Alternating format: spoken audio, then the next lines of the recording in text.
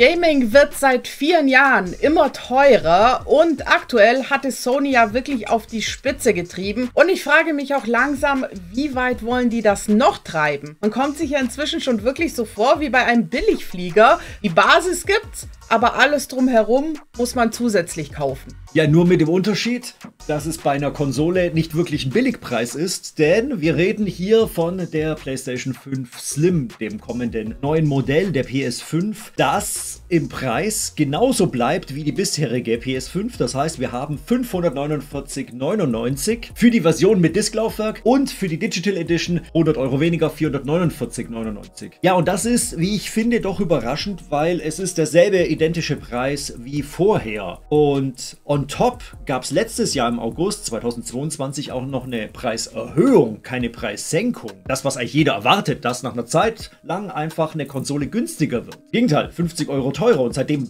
haben wir diesen Preis. Nicht 500 Euro, sondern 550 Euro. Was eigentlich auch sehr ungewöhnlich ist, weil bei den vorherigen Konsolen war es immer so, dass wenn eine Weiterentwicklung der aktuellen Konsole kam, dass dann eben der Preis gesenkt wurde. Und das ist eigentlich durch die Bank hinweg bei allen Konsolen so gewesen. Von der PS1 bis zur PS4. Nicht ganz. Es gab einige Modelle wie die PS3 Super Slim, da gab es keine Preissenkung, aber die Händler haben dafür gesorgt, dass die Preissenkung trotzdem irgendwie kommt. Bestes Beispiel ist natürlich die PS4 gewesen mit der Slim-Variante. Da gab es einfach die Preissenkung von 400 Euro auf 300 Euro. Fertig. Ja, das war fair. Das lag vielleicht auch daran, weil gleichzeitig die PS4 Pro erschienen ist. Die hatte dann den identischen Preis wie die ursprüngliche PS4. Was jetzt natürlich auch uns ein bisschen stutzig macht, warum die PS5 Slim jetzt nicht günstiger wird. Sie ist ja günstiger in der Herstellung für Sony. Das heißt, Sony spart sich einiges an Geld bei der Produktion im Gegensatz zur aktuellen PS5. Und das geben sie an uns aber nicht weiter. Eher im Gegenteil.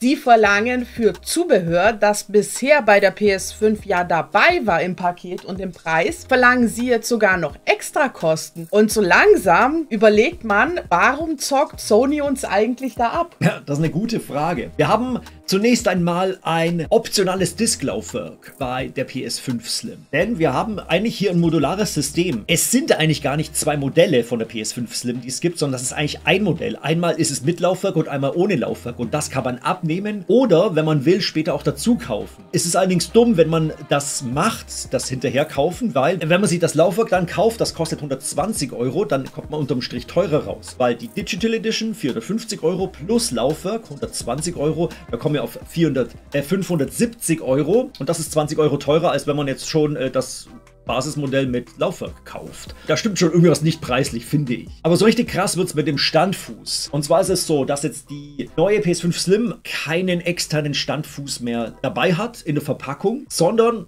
die wird einfach so ganz normal aufgestellt oder alternativ waagerecht. Da ist dann so ein ausklinkbarer Plastikbömmel dabei.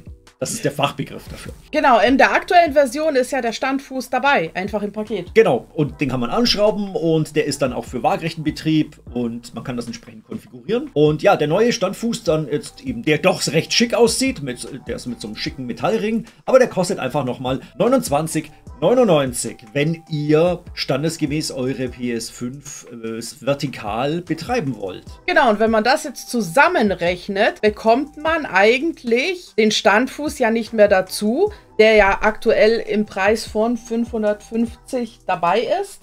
Man muss jetzt quasi 30 Euro dazu zahlen, hat aber die PS5 das Gerät auch für 550. Das heißt, es ist ja eigentlich eine Preiserhöhung um 30 Euro. Ja, das ist richtig. Ja, man bekommt für 550 Euro weniger im Paket. Das ist ja mal verrückt. Ja, also es ist tatsächlich so, dass der Preis nicht nur nicht niedriger gemacht wurde, sondern eher im Gegenteil erhöht wurde, weil ja etwas aus dem Paket herausgenommen wurde und jetzt als Extrateil verkauft wird. Das ist schon dezent dreist, was da vor sich geht. Und es bleibt da nicht dabei, denn Sony hat auch entdeckt, dass das Zubehörgeschäft doch recht lukrativ ist, denn es gibt ja bisher schon die Seitenplatten für die PS5 und die sind echt gehoben. Die kosten ja über 50 Euro für verschiedene Farbvarianten oder eben auch beispielsweise zuletzt die Spider-Man-Variante, wo eben zwei von diesen Plastik-Seitenplatten schlappe 64,99 kosten. Für die bisherige PS5, wie gesagt. Und was soll man sagen?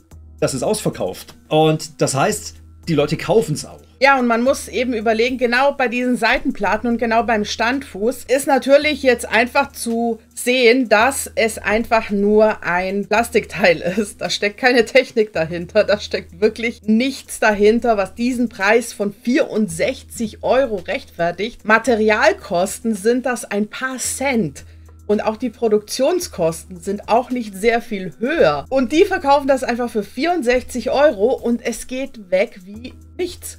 Ja, es ist wie gesagt schon ausverkauft und nicht nur das. Die Spider-Man-Seitenplatten werden schon auf eBay gehandelt zum 3-fachen Preis. Soweit ist es dann schon. Und diese Seitenplatten, die bleiben uns natürlich erhalten, denn die PS5 Slim wird auch wiederum Seitenplatten haben. Und zwar insgesamt nicht nur 2, sondern 4 Stück, weil sich das modulare Design eben so unterteilt. Und da wurde auch schon angekündigt, nächstes Jahr, 2024, kommen gleich mal mindestens 4 neue Farbvarianten. Und die kosten dann 54,99 €. Auch wieder für ein paar Plastikteile. Ich meine, es ist schön, dass man es konfigurieren kann für sich, aber es ist ganz schön gehoben. Ja, man muss natürlich jetzt auch sagen, es sind ja alles Luxusprodukte, es ist keiner gezwungen, das zu kaufen. Aber wenn man jetzt anfängt, aus einem Produkt, das sich gut verkauft hat, zu merken, hey, wenn wir jetzt da was rausnehmen, es zum gleichen Preis verkaufen, dann verkauft sich's ja trotzdem. Und jetzt ist natürlich eben die Frage, warum zockt Sony uns nur noch ab? Warum? Weil sie es können. Ganz einfach. Denn wenn wir uns die Verkaufszahlen mal angucken, vor allen Dingen im PlayStation-Segment, stellen wir fest, oh, die Konsole ist einerseits wieder lieferbar und andererseits verkauft sie sich wie warme Semmeln. Und zwar, wenn ich mir beispielsweise die September-Verkaufszahlen anschaue, von September 2023 im Vergleich zu September 2022, gibt es eine Steigerung von 92% mehr Verkäufe bei der PS5. Und das wird sich jetzt zum Weihnachtsgeschäft noch weiter steigern, weil die PS5 ist verfügbar, jeder will sie haben. Und der Konkurrenzdruck ist gar nicht so sehr da, denn die Xbox Series Verkäufe, die gehen eher runter. Hier haben wir minus 15%, selbst die Switch verkauft sich schlechter, minus 26%. Wohlgemerkt, das sind jetzt Europazahlen. USA ist allerdings ähnlich. Und Sony steigert konsequent seinen Marktanteil im Konsolensegment. Und das ohne große Gefahr. Natürlich kann man begründen, dass Konsolen teurer werden damit, dass einfach die Inflation so hoch ist. Wir hatten vor allen Dingen letztes Jahr, vorletztes Jahr eine erhöhte Inflation. Das ist voraussichtlich dieses Jahr wieder ein bisschen besser. Ja, also warum macht Sony das? Warum machen sie immer alles teurer in letzter Zeit?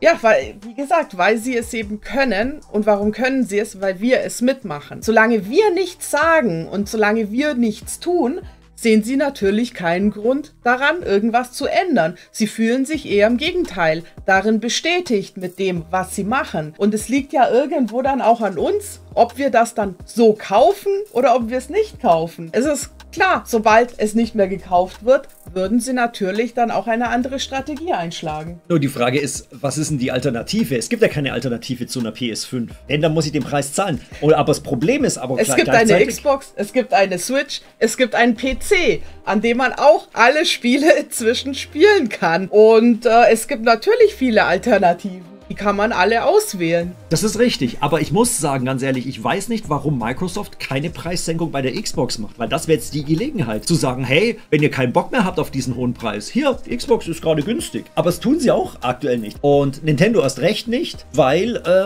die das eigentlich auch nicht nötig haben, weil die Switch-Verkäufe ja bisher extrem gut waren, weil wir da auch nächstes Jahr ein neues Modell erwarten. Also ich hoffe nur, dass sich Sony besinnt, zumindest nächstes Jahr, wenn beispielsweise eine PS5 Pro kommt, dass sie dann hoffentlich da ein bisschen was an der Preisschraube drehen und da einfach ein bisschen mal nach unten das repegeln. Das wäre mal eine schöne Sache. Sagt uns gerne auch eure Meinung, was ihr dazu denkt. Zu teuer? Ja, nein? Schreibt es in die Kommentare, lasst ein Like und ein Abo da und wir sehen uns beim nächsten Mal.